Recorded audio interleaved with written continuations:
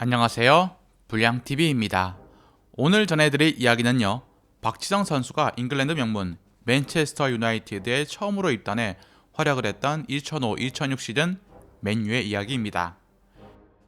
맨유는 반 니스텔로이, 웨인 루니, 라이언 긱스, 크리스티아누 호날두, 리오 퍼디난드까지 세계 최정상의 선수를 보유하고 있었지만 2002-2003 시즌 이후 두 시즌 연속 아스널과 첼시에게 프리미어리그 타이틀을 내줬고 지난 시즌까지 무관의 제왕에 그쳤습니다. 2005년 여름 퍼거슨 감독은 지난 2년간 고작 28경기에 출전을 하는데 그치고 말았던 클레베르손을 베식타스로 이적을 시키고 2004년부터 팀 내에서 입지를 잃은 필 네빌을 에버턴으로 보냅니다. 그리고 당시 아인토벤에서 연일 주가를 올리고 있던 박지성을 영입했죠. 이적료는 74억. 퍼거슨 감독은 화려한 드리블과 높은 득점력을 가지고 강력한 카리스마를 발산을 하는 선수보다 팀을 위해서 꾸준히 일을 맡을 선수가 더 필요했습니다. 스타 플레이어들이 즐비한 맨유는 지난 2년 동안 팀워크가 무뎌지고 있었고 성실함으로 무장한 박지성은 퍼거슨 감독이 탐내던 선수였습니다. 박지성은 라이언 긱스, 호날두와 측면 자리를 두고 경쟁을 해야 하던 터라 많은 이들은 우려했습니다. 그러나 박지성은 신형 엔진이라는 호칭에 걸맞게 수비 가담과 볼키핑에 뛰어난 면을 선보였고 아시아 투어 친선 경기를 치를수록 위치 선정이나 팀 동료들과의 호흡에 적응을 해나가는 모습을 보여줘 리그 초반 활약에 기대를 가지게 되었습니다. 맨유는 박지성뿐만 아니라 노장 골키퍼 웨딘, 반데사르를 풀럼으로부터 영입합니다. 스토크시티의 백업 키퍼 벤 포스터까지. 맨유는 여름 이적장에서 단 3명만을 영입했는데 유일한 필드 플레이어가 박지성이었습니다. 퍼거슨 감독의 맨유는 항상 시즌 초반 부진했습니다. 1년 전만 하더라도 8월 성적이 1승 2무 1패였죠. 따라서 어느 때보다 시즌 초 성적이 중요하게 떠올랐고 이적생 반데사르와 박지성은 1라운드 에버턴전에서 함께 선발로 출격을 하게 됩니다. 전반 팀 K일에 계속된 슛 세례를 선방했던 반데사르는 이날 경기를 통해서 경험 많은 노련한 골키퍼라는 사실을 증명했고 퍼거슨 감독은 박지성에 대해서 볼에 대한 집착과 주력 또 침투력 등이 매우 훌륭했다며 칭찬을 아끼지 않았습니다. 경기 결과는 2대0 완승. 이후 박지성은 리그 3경기 연속 출전을 했고 맨체스터 유나이티드는 개막 이후 쾌조의 3연승을 달립니다. 루니와 반 니스텔로이의 파괴력은 엄청났고 호날두까지 삼각편대는 시즌 초반 골 세례를 퍼부었습니다. 아스톤 빌라, 뉴캐슬까지 연이어 연파한 맨유는 리그 1위에 오르며 5라운드에서 맨체스터 더비를 치릅니다. 당시 맨시티는 만수르의 거대 자본이 유입되기 전이었고 중위권 팀이었습니다. 그런데 맨시티전 1대1로 비기는 아쉬움을 남겼죠. 퍼거슨 감독은 맨시티와의 무승부에 대해서 맨체스터 유나이티드의 공격진이 웃음거리가 됐다며 선수들의 분발을 촉구했을 정도. 호날두가 갑작스러운 부진상으로 경기에서 빠진 게 컸습니다.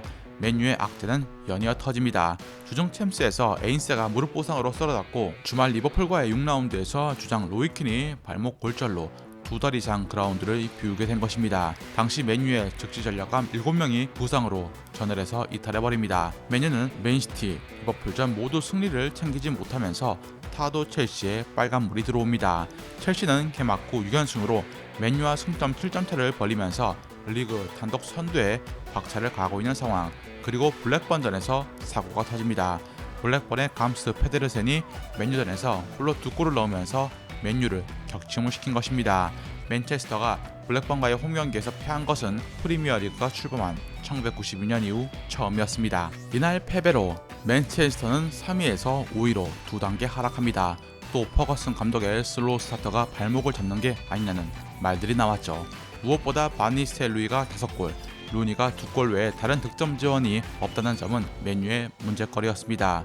맨유와 달리 첼시는 램파드가 4골을, 백업 멤버 제레미가 1골을 기록합니다. 이런 상황에 맨유 대 풀럼과의 경기가 펼쳐집니다. 이 경기에서 박지성은 PK를 유도를 포함해서 도움 3개를 기록하며 맨유의 승리를 이끕니다. 이날도 2골이나 실점을 한 맨유였기 때문에 자칫 패할 위기에서 박지성이 맹활약해준 것이었습니다. 박지성이 프리미어리그 첫 풀타임을 뛴 경기이기도 했죠. 맨유는 다음 경기에서 썬더랜드 경기를 이기긴 했지만 수비에 큰 딜레마에 빠진 상황이었습니다. 리오 퍼디난드를 빼면 존 오셔, 실베스트르가 주전 멤버였고 측면에 자원이 없어서 리차드슨, 바슬리가 번갈아 가면서 이른바 땜빵질을 하고 있었던 것입니다. 맨유는 블랙반전 이후 4경기 연속 실점을 하면서 수비 불안을 노출했고 11라운드 미들즈브로단에서 시즌 최다인 4골을 허용합니다. 부상으로 경기를 뛰지 못하고 있던 로이키는 맨유의 젊은 피드를 비난을 하는 독설로 파문을 일으키기도 했습니다. 미들즈브로와의 패배로 맨유는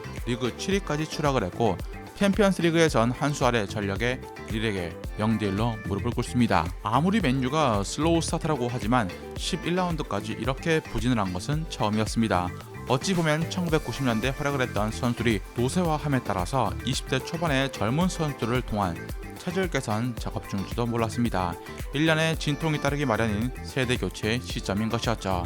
위기의 맨유가 12라운드 막강 전력의 첼시와 격돌합니다. 전력의 열세와 최근 보여준 부진, 주장 로이킨의 팀 동료 파문이라는 악재를 딛고 맨유는 데런 플래처의 결승골에 힘입어 우패 행진의 첼시를 1대0으로 꺾습니다. 평범한 플레이로 같은 스코틀랜드 출신 퍼거슨 감독의 보호를 받고 있다는 비난을 받았던 플래처가 헤딩골 한 방과 함께 팀을 위기에서 구한 것입니다. 리그 선두 첼시를 꺾었다는 것은 그간 취약한 미들진이라는 평가를 받았던 선수들에게 자신감을 심어주는 촉매 역할이 되었습니다. 그리고 12년간 맨유에서 활약했던 로이킨이 맨유와 작별을 고합니다. 로이킨의 주장 완장은 게리 네빌에게 옮겨졌죠.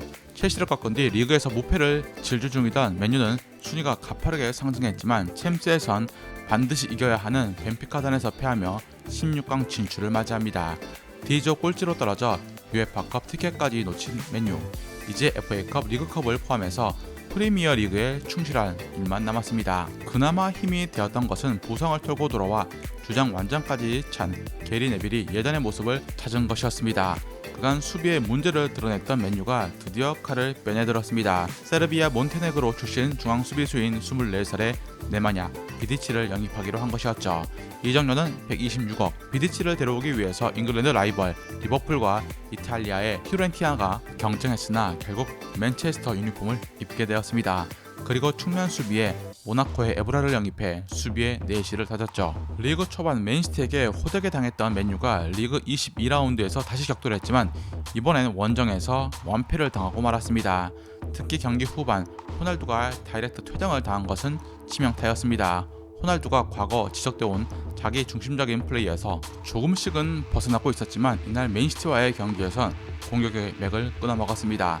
그나마 반데사르가 수비진의 부진에도 불구하고 경기마다 수차례의 결정적인 기회를 막아주었고 루니가 호날두 긱스 목까지 수비를 해주고 있으며 주요 경기에서 결정적인 돌파와 더불어서 팀의 활력을 불어넣고 있다는 것이었습니다. 팀원들과의 고립 속에서 독창적인 골을 넣어주던 반 니스텔루이의 득점 행진에 맨유는 리그컵 결승에 올랐지만 맨유엔 또 다른 안타까운 소식이 날아듭니다. 바로 폴 스콜스가 시각장애로 시즌을 마감을 한 것이었죠.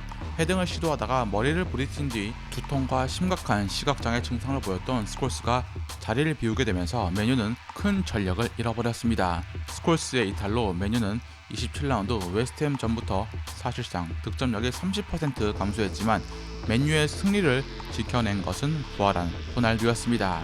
2005년 호날두에겐 악몽의 해였습니다. 갑작스러운 부진상으로 맨체스터 전열에서 이탈했고 성폭행 사건에 휘말리면서 경기에 집중을 할 수 있는 여건을 마련하지 못한 것입니다. 2006년에 들어서면서 8경기에서 6골을 집중시키며 스콜스의 공백을 최소화했습니다. 그동안 반 니스텔루이 루니에게 집중된 득점도 분산되면서 퍼거슨 감독의 마음을 한결 편하게 만들었습니다. 리그컵인 칼링컵 결승에서 루이사가 루니와 투톱을 이루어 활약해 득점을 지원해 준 것도 고무적인 일이었고 위건을 무너뜨리고 우승컵을 품에 안을 수가 있게 됩니다. 리그 선두 첼시와 승점 10점 차 이상으로 벌어지면서 우승에는 희망이 사라졌지만 결코 맨유의 성적이 나쁜 것은 아니었습니다. 2006년까지 10년간 성적을 볼 때 이의 승점이 당시 시점에서 가장 높았기 때문에 첼시의 경기력이 미쳤다라고 볼 수밖에 없었죠.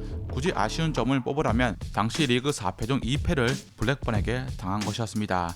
오죽했으면 맨유만 만나면 펄펄 나는 감스트 페데르센을 영입을 고려했을 정도. 리그 33라운드에서 맨유는 아스날을 만납니다. 그리고 100%의 전력으로 격돌 2대0 승리에 쾌거를 올렸죠. 경기 직전 영국 언론들로부터 저에게 도박빚이 있다는 의혹을 받은 루니가 한 골 1도움으로 활약하고 박지성이 한 골을 넣으면서 숙적 아스날을 2대0으로 꺾고 리그 9연승을 내달린 것입니다. 첼시와 승점은 7점 차. 맨유의 막판 스퍼트가 첼시를 압박했는데 그만 다음 경기 서너랜드와의 경기에서 미끄러지고 맙니다. 리그 20위 꼴찌팀에게 무승부를 거둔 것은 충격적이었고 이로써 첼시는 승점 4점만 보태면 자력 우승을 차지할 수 있는 환경이 되었습니다. 라이벌의 우승을 저지하고픈 마음이 강했던 맨유. 추격 의지가 강했던 맨유는 토트넘전에서 박지성이 이영표의 실수를 골로 만들어냈고 이 장면은 국내 축구 팬들에게 큰 반향을 일으키기도 했습니다.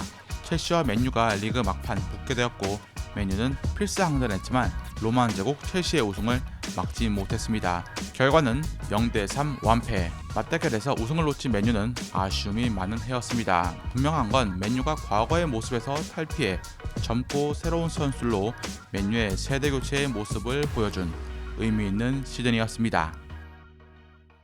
즐겁게 보셨다면 구독과 좋아요 클릭을 부탁드립니다. 다음 이야기에선 한때 반쪽짜리 혹은 보급형 선수라고 불리기도 했지만 리그 도움왕까지 경험해본 드리블의 귀재 한 분에 대해서 소개해드리고자 합니다.